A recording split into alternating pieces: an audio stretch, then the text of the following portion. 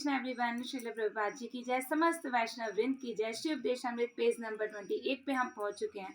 6 कारण बताए गए हैं जिनसे भक्ति का विनाश हो जाता है। तो next point is don't be afraid. हमारे पास एंटीडोट है। भगवान और भक्तों की कृपा से हम इससे भी पार उतर सकते हैं, दैट इज लालच। तो छोटी से छोटी इच्छाएं जैसे कि धन कमाना, उपलब्धियां कमाना, संपत्ति, वेल्थ क्रिएशन, इन सब की इच्छाओं से लेके बड़ी से बड़ी इच्छाएं जैसे कि ब्रह्म में लीन हो जाना, इन सब को आचार्य एक ही श्रेणी में रख रहे हैं, दैट इज लालच। तो ये ब्रह्म लीन हो जाना, ये सब तो बहुत दूर की बातें हैं।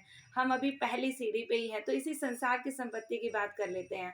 प्रभुपाद जी भी बता रहे हैं कि पूंजीवादी और साम्यवादियों के बीच में झगड़ा चलता रहता है।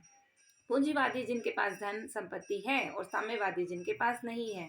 जब प्रभुपाद जी लिख रहे थे तब भी ये सब झगड़े चल ही रहे थे, है ना। वर्ल्ड वॉर 1, 2 और फ्रीडम के बाद देश के बाहर, देश के भीतर, घर के अंदर, समाज के अंदर झगड़े चलते ही रहते हैं। इसीलिए क्योंकि पूंजीवादी जिनके पास धन संपत्ति स्वास्थ्य है और जिनके पास नहीं है, ईर्ष्यावश झगड़े होते हैं।